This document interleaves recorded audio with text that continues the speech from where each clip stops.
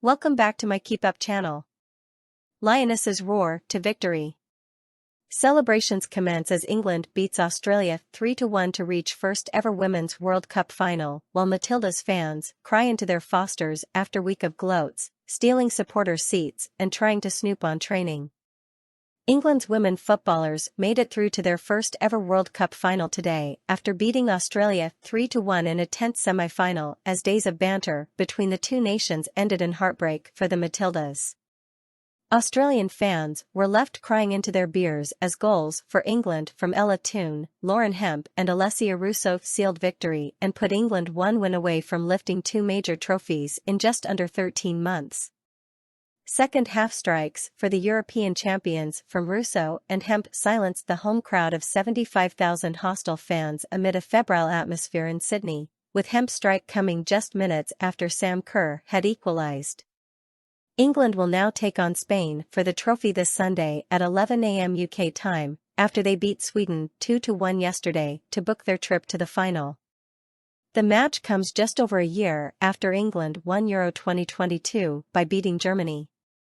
In today's semi-final, both sides had early chances, with a key flashpoint just seconds in as Australia got a free kick after England's Kira Walsh fouled Sam Kerr. Then, Alex Greenwood was booked on 10 minutes for fouling Kerr. England opened the scoring in the 36th minute when the ball skipped past Hemp inside the area and fell at the feet of Toone, who gave Australia goalkeeper Mackenzie Arnold no chance with a strike into the top right corner. The Lionesses held a 1-0 lead at halftime, while millions of England fans watched on TV back home, with some taking a few hours off work to go to a pub or having it on the background while working from home. As the second half began, England had an early scare when Australia's Mary Fowler sent in an expert cross for Caitlin Foord, although she could not angle the header dangerously enough and forced a save from Mary Earps. And the breakthrough for the Matildas came when Kerr scored a delightful goal in the 63rd minute after picking up the ball just inside the Australia half. She ran and ran before releasing an arrow-like long-range strike into the net. But England retook the lead when Millie Bright sent a perfect long ball from the backline up to a running Hemp, who picked it up with ease, sneaked through the defense, drew out Arnold and fired into the goal in the 71st. And, 15 minutes later, Hemp slipped through the Matildas to pick out Russo on the edge of the box, who made it 3-1 in the 86th minute. England then saw out the rest of the match, including 6 minutes of injury time at the end. Defender Lucy Bronze was overwhelmed after the game, telling the BBC, "This is the one thing I've always wanted, to be in the final of a World Cup, and after 2 times of getting such disappointment, I honestly can't believe it." When asked what manager Serena Wiegman said, Bronze said, "We played the game how we wanted to, we were resilient, determined, I couldn't hear much else she was saying to be honest. We knew the crowd were going to be crazy tonight and she was saying about silencing them, and I feel like we did that at the end after the third goal." England fan parks, especially the Box Park sites across London, had erupted after the Lionesses' first half goal. Although the morning kickoff appeared to dampen the enthusiasm to send beers flying in the air following Toone's strike, one fan at Box Park Croydon in South London was seen throwing his child in the air in delight. Cricket fans also took great delight in the Lionesses taking the lead, with the Barmy Army tweeting, "England lead the 6th Test match." England cricket captain Ben Stokes also appeared to enjoy the goal and tweeted LOL. Earlier, the national anthems for both teams were impeccably observed before kick-off, with a small section of England fans present amid a sea of gold and green shirts across the stadium. It comes after England received a good luck message from David Beckham, his daughter Harper and England and Manchester United ace Marcus Rashford. There has also been an outbreak of banter between the two nations, after Aussies stole England fans' seats and sent up a helicopter to watch a training session. England received a hostile welcome as they tried to end the Matildas' dream of World Cup glory on home soil and were booed as they walked onto the pitch. Australia has been in a celebratory mood this summer, having already retained the Ashes and won the Netball World Cup at the expense of the old enemy. And the exploits of their footballers in the Women's World Cup in recent weeks had further galvanized a nation which revels in its sporting rivalry with England. For the English, memories are still fresh in the mind of Alex Carey's controversial stumping of Johnny Bairstow in the second test at Lord's, which prompted booing and chants of "same old Aussies, always cheating" for the remainder of the series.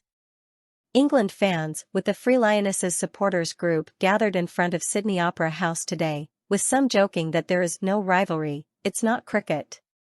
Others said the team were going to bring it home and it's absolutely coming home, referring to the song Three Lions by Badiel, Skinner and the Lightning Seeds. It comes as the England team found themselves on the receiving end of a bizarre spying controversy after a training session was photographed from a helicopter.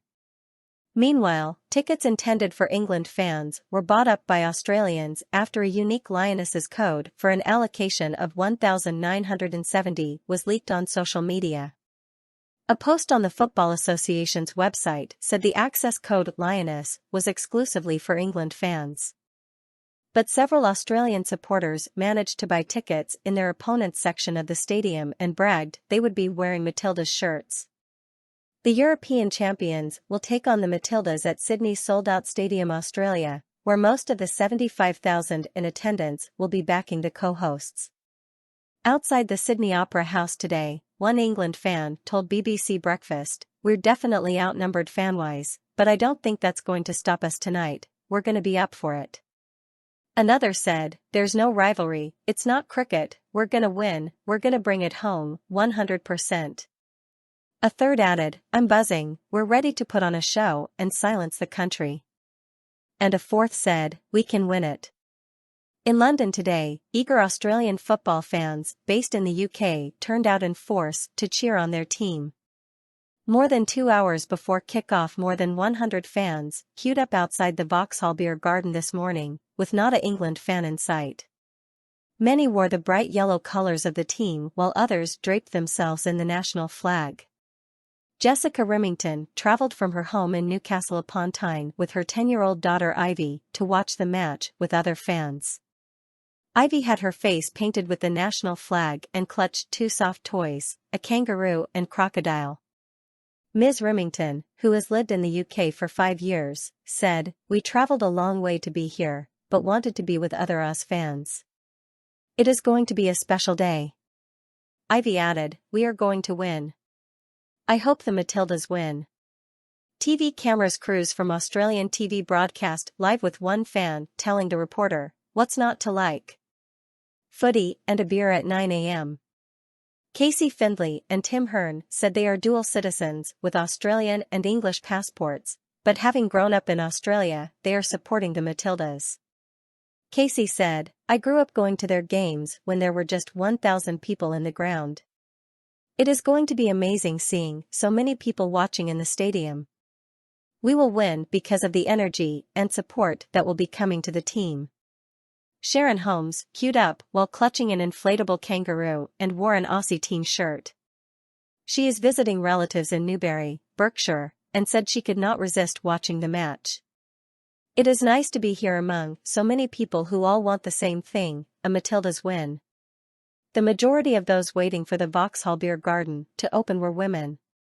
In Sunderland, football fans packed into the stack to watch the match, armed with pints and donning England shirts. Anthony McLaughlin, 31, brought his 2 daughters, Mia, 9, and Esme, 6, to watch the game. The civil servant from Gateshead said, "The girls are really into football. It's nice to watch the women's game. Mia wants to start playing football after seeing the women. They've really spurred her on. She wants to be a Lioness. We've watched the games at home, but because it's the semi-final I wanted to bring them out, and this is a great venue that's family-friendly." Mia added, "I really like football and so do all of my friends. When they won the Euros, it made me even more interested in women's football. They make me believe that I can play for England one day. They're going to win today." Emma Pallas, 20, a shop worker from Sunderland said, "I have every hope that they're going to win. It's great to see women on the big screen. There's a nicer atmosphere at women's football than at men.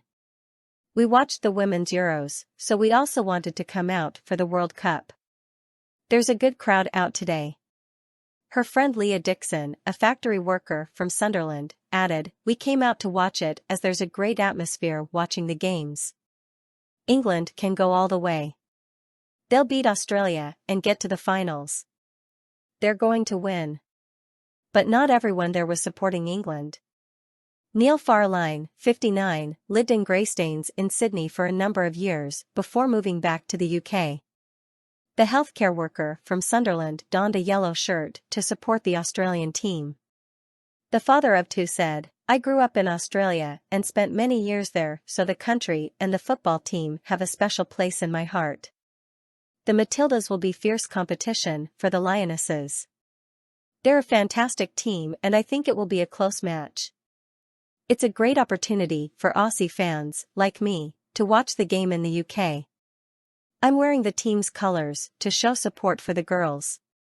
I'll be rooting for them, but I'll have to be careful not to cheer too loud when they score to not upset the England fans." It comes after the Australian Daily Telegraph sent up an aircraft to capture images from the Lionesses' behind closed-doors session at their training base as they finalised plans for today's match. Published under the headline 11 Palms Against a Nation, Welcome to the Jungle, Lionesses, the pictures show England boss Serena Wiegman and her staff putting the players through their paces ahead of the eagerly anticipated contest. The newspaper wrote, "If England's Lionesses thought they would happily fly into the World Cup semi-final under the radar, they were in for a rude shock. We've sent the chopper up to see how the old enemy are preparing. Welcome to the jungle, Lionesses, we've got fun and games." It added, "It might not be in the spirit of football, but after last month's men's Ashes cricket series we will let the moral arbiters England pass judgment on what is and isn't acceptable in the world of sport." The Football Association has declined to comment on the incident. The Lionesses booked their place in the semi-finals alongside the host nation following a 2-1 win against Colombia on Saturday. Prime Minister Rishi Sunak sent a good luck message to the team ahead of the tie, telling the Sun newspaper, "The nation's hopes of beating the Aussies now rest on our Lionesses." His comments follow the Ashes cricket series in which England fought back to draw 2-2. The five-match series saw a number of controversial moments, with one prompting opening batsman David Warner to tweet, "Just keep an eye out in case the Palms ask to change the ball," in reference to an allegedly favourable ball given to England in the final test. But Mr. Sunak urged the Lionesses to take the fight to Australia in their backyard. He told The Sun, "It's been an amazing summer of sport for our country, and having fought back from the brink to draw the Ashes, it's time to finish the job. The nation's hopes of beating the Aussies now rest on our Lionesses. They're just one win away from creating history by reaching their first World Cup final. They'll take the fight to them in their backyard, and we'll all be roaring them on back home." Source: dailymail.co.uk. Please like, share, and subscribe. Thank you for watching.